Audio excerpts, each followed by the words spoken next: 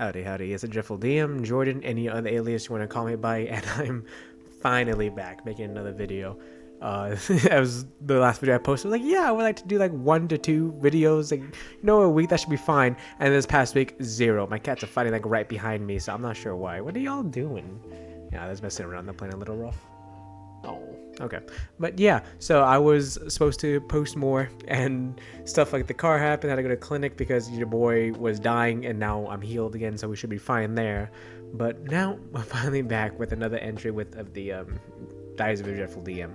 So, if I remember last time, we were talking about how our boy Nephris, the man's name that I keep forgetting, but I remember this time, how he got stolen and the team was walking around trying to find him, talking to any other people, the people who jumped them earlier and stuff like that. So, doing that, and we just had the next session after that where they were kind of exploring a little bit. They made it to the hotel where they were, investigating a little bit, talking to some people. They noticed that the person at the same person that was at their inn is now at this other hotel that's a little more fancy, and it seems to be following them or keeping track of them, keeping tabs on them and stuff like that. But yeah, so they went through all of that, and then Grumpus gets jumped at the very end, which is my fiance's player character, and gets jumped by some of the cultists.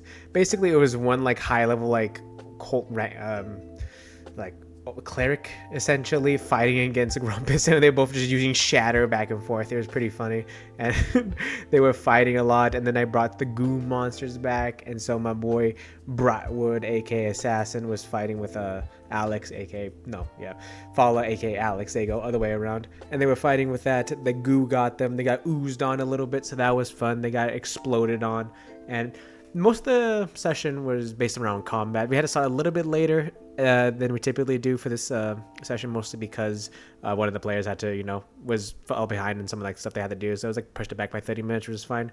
So we went through all that, mostly just combat, going back and forth, jumping between each of the stairs. We had, Assassin and my fiance. They were both fighting. They were actively trying to fight people. They deployed the cat. Now they have Sir Purrington, who is like, I'm not sure if I ever mentioned that they have a cat now who's walking around with a blade in his mouth and is actively attacking. So that's pretty cool. That's pretty fun. I'm pretty happy about that. So that's a fun thing to deal with and kind of just have a little gag character with that. So they've been using that. They were, I think the first like hour and a half was mostly just combat because we had to pause in the middle of it because the player had to go help with the family and do some things, and they came back a little bit later, which is fine. But yeah, Assassin and my fiance were both fighting the cultists and the goo monsters and dealing with all that. And then Fala, my sweet baby boy Fala, aka Alex, is just evacuating basically the rest of the building, and he's also kind of stealing from the rich because it's a very uppity hotel. It's very nice, it's very posh, so it's all filled with the pageantries and luxuries of that might come with a more luxurious stay. They have personally cooked meals. They have a piano playing in the dining hall. Essentially, they have a nice bar filled with all sorts of types of special liquors instead of just like pale ale that's made from like bean juice or something. You know what I mean? aka coffee. But yeah, so they're having good times there. They cleared it all out, and basically it was just Fala going around and stealing stuff the entire time. He was doing his own thing, evacuating. At least he evacuated most of the place, so they got everyone cleared out of there. And basically the session was kind of, I guess, very short in terms of, not short, but it was very lightly packed in terms of what they were doing, because most of the stuff was like a combat. I can talk about how they went back and forth. My fiance actually did really good when it came to actually doing damage, because she's a bard, so she's not really meant to be up there like front liner, but she was like face to face with a cultist who was pretty strong. I'm surprised that Grumpus survived that long.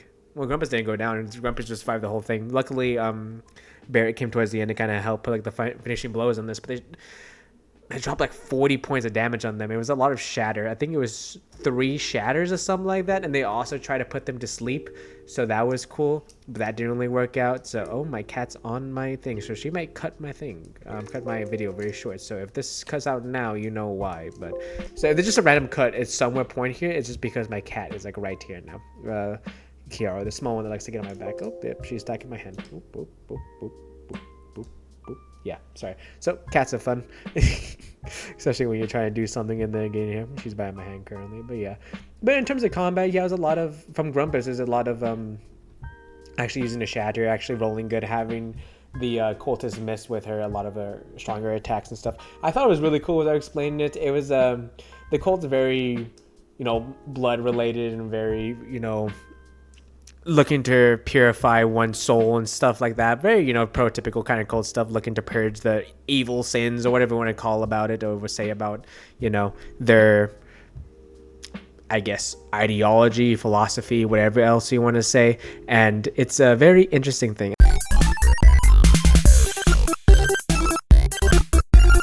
Yeah, like purging one's soul and kind of purify it and all that business. So try and go through all that. And so I did cool stuff like that, actively using like the parts of the body, for like, it was, I forget exactly what the attack was. I used a homebrew I found online for a cultist. I forget exactly, but it was like Shattered Blade or something. But the way I flavored it, it was like to form like basically a needle that would go a blade, but basically they use the skin, the blood, like the skin would like boil and blister and like kind of fuse into like a needle blade type of thing, and it goes like stabbing into a Grumpus essentially. It was a cool thing like that. Missed this, like Grumpus didn't die or explode. So that was fun. So yeah, I tried to flavor it a little cool and a little fun. The big thing of this session after the combat and everything, after they were talking, was that in the previous sessions I laid out that at a bell tower there was a kind of like messaging system or encoding system that the cult was probably using to talk with each other or to get some points across or something like that. And here I left 2 notes and a riddle and a pattern to ring the bell tower. And thing with it was I had a poem that went along with it, not poem, but a riddle that went along with it to help decipher the code. I basically did a basic Caesar cipher.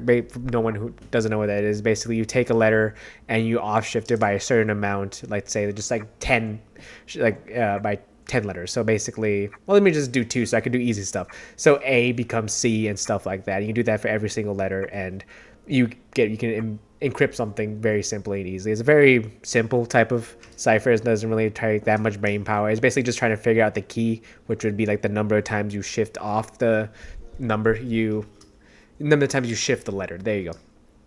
And basically the poem would reveal. And off the top of I don't have the poem in front of me, but it was like, I am found at the brightest and darkest, at the Alpha and Xi.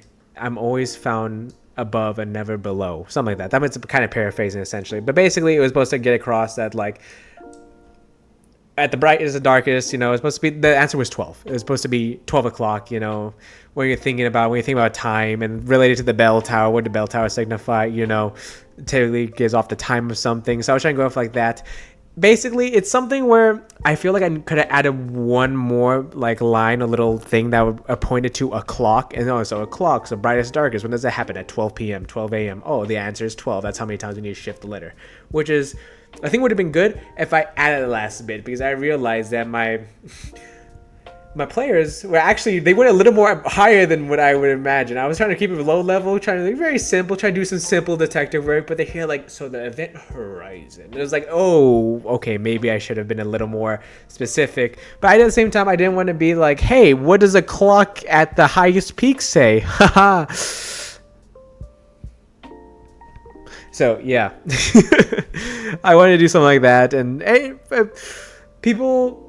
it was so funny because they were overthinking it. They were like doing this. They said 12 like 4 different times between all of them at one point, but they were like, oh, so like 12 o'clock, and so it wasn't Brian. It's like 12 maybe, like that, this, and they kept saying it. They kept hitting the answer, but they kept going further and like trying to do more with it and trying to like get some more accept answer.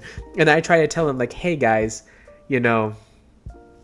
it's just a number. Like I told them like Caesar cipher is how many times you shift a letter by a certain numerical amount, and told them that, and they got really caught on the Alpha and Xi, which is like the Greek alphabet. Basically, Alpha is the first one, and like Xi is roughly the middle.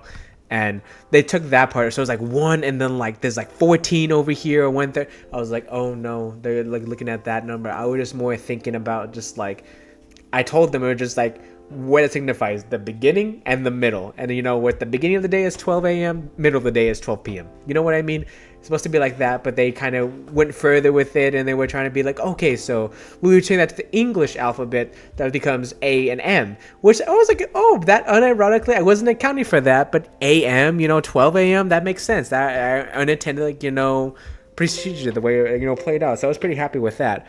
But unfortunately, they just kept going further with it. They came further and they kept going like away from it and trying more abstract concepts with it. I was like, guys, you guys like hit it multiple times on the head, and I could tell that my fiance, she was like, this is dumb, this is stupid, and she felt like she was staring, a hole through me. I was like, oh, I'm gonna get attacked later, but no.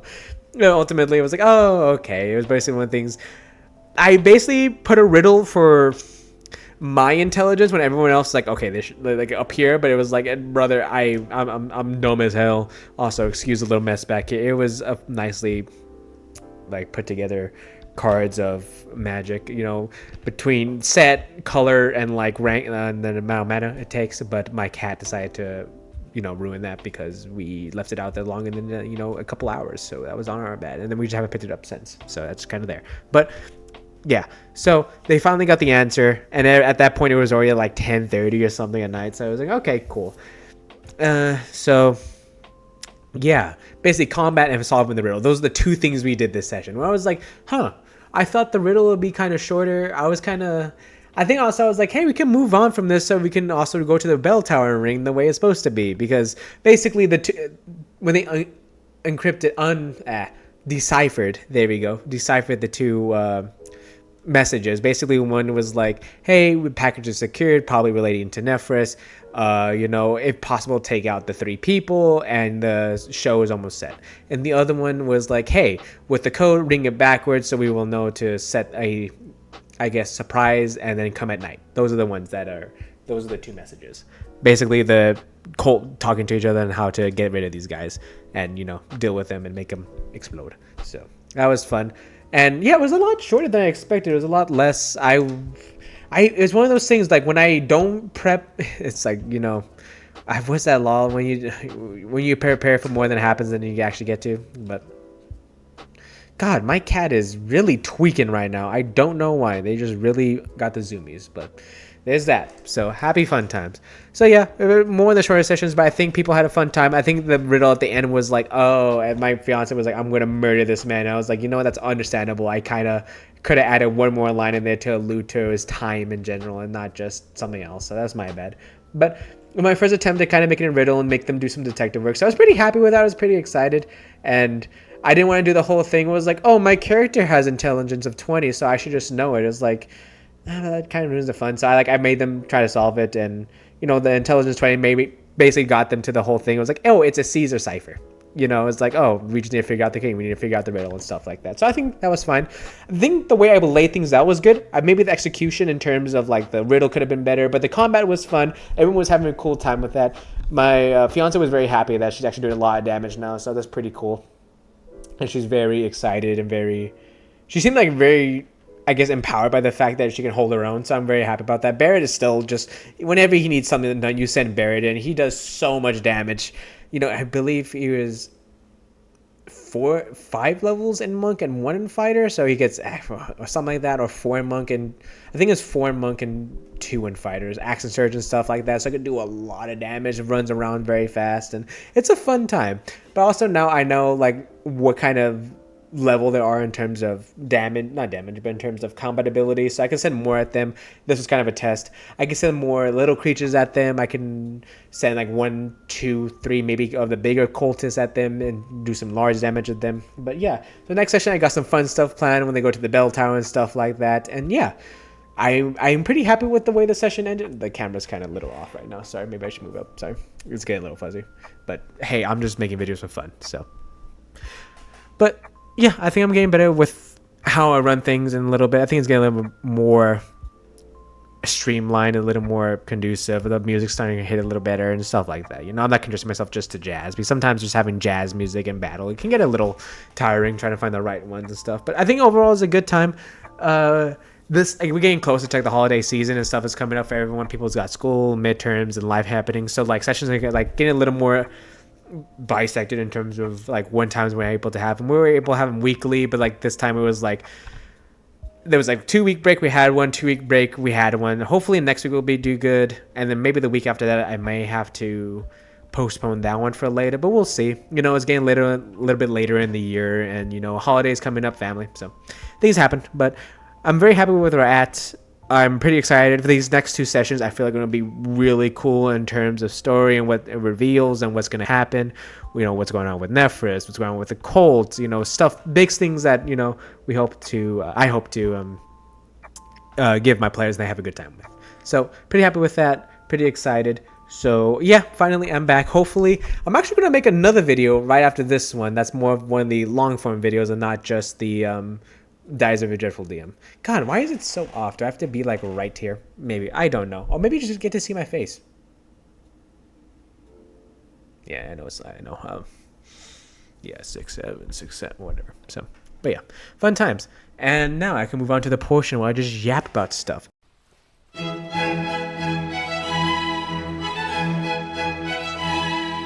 Good news on my commander deck with 3 dog. It's almost finished. I just need to get some more lands that are not just, you know, mountains and plains. You know, getting more of the dual lands. I'm not going to drop a lot of money in shock lands or something. Maybe, well, it's not, I don't think they're too expensive right now because like more came out with Edge of Eternities, but almost complete, so that's going to be pretty fun. The enchantment deck I'm really liking. I'm liking the concept of it. I have one game changer in there because I was like, you know what, just in case someone brings some absolute malarkey, I can tell them to like stop, you know, essentially. I forget exactly his name, but it's where you can only play spells that are in your current hand. Like you can't just like mill spells and do stuff like that. So maybe I can count mill decks, so that'd be pretty fun, or stuff like that. But enchantments, it's good. I feel pretty happy about it, pretty excited that I'm gonna, when I go back down to my hometown to hang out with my boys from over there, I'm gonna bring I have a whole Final Fantasy like booster box play booster box set, so that's gonna be fun. We had like 30 packs and then we're gonna crack them and then play like a not standard but like a pre-release like 40 card deck type of format for it. So that's gonna be fun. I'm gonna be excited for that. One of my boys over there might give me money for some of the cards. He was a big Final Fantasy fan. He got into Magic through Final Fantasy, which mixed feelings about, because you know you would hope that it would be through, you know, the actual avenues of Final Fantasy, because I got into it because I saw people like Penguin Zero, Charlie, and like Meat Canyon, Papa Meat, however you call them. They had multiple names, dude. Like, what is this? Them playing it, and I got really excited. I got really into it, and then what was my first set? Bloomborough. Was Bloomborough? Well, it technically was Foundations. It was like the Foundation starting box teaching you how to play the game and stuff like that. But then my first actual set was Bloomborough, which is really nice. I had a lot of fun stuff with it. There's a card from the Family Managed deck. It was Espeth that I'm going to throw into my command deck. That'd be really nice. We create tokens, and then it'd be really easy just to bump up those tokens with all sorts of things, like, you know, double strike, first strike, haste, vigilance, and basically just overwhelm my opponents with, you know, just indestructible goons that is running around. So that's gonna be pretty fun. I think I still need, was it Swiftfoot boots? I believe that's what it's called. I might be combining two different cards together, but that's gonna be pretty fun. I'm pretty excited for that. Anything else that's happening? But yeah, my life has been kind of not bad. It's been kind of a little hectic all over the place. What's behind? Oh, that's my backpack behind me. But yeah, mostly just dealing with life, car breaking down, going to the clinic to get stuff figured out. I'm on antibiotics right now, so fun times.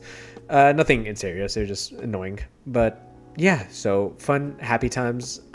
Excited for trying to make more videos, because he's like, I have fun making these. No one really watches them. I'm not gonna be like, oh, poor me, but no. But it's like mostly just for me and my friends and fiance, just to like, hey, that's funny, or just to be like, hey, you said a thing. But yeah, anything else happening? Oh, we have F1 coming up in just like 45 minutes, like the race, so that's pretty fun. It's at my neck of the woods in Austin, so yeah, pretty big fan of F1. For that one person who watches it, you know who you're talking about. Matt Loma, that's the guy I'm referring to. It's been pretty fun. Hoping either Max or Piastri wins the championship. No shade against Lando, but I don't like McLaren and how they're treating my boy Piastri. So yeah, fun times. But beyond all obligatory nonsense talk, for, you know, because I like yapping and stuff like that.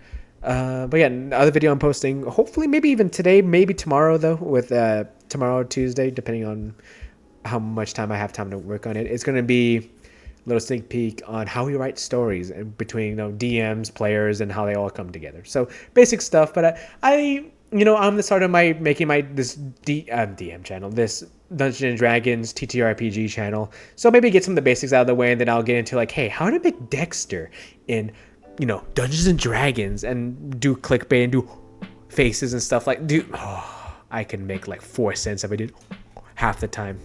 It's like the D&D situation just got insane, is crazy, stuff like that, and just me being like, hey, they pushed back the book. So, yeah, but thanks for hanging around, hearing me yap for a little bit.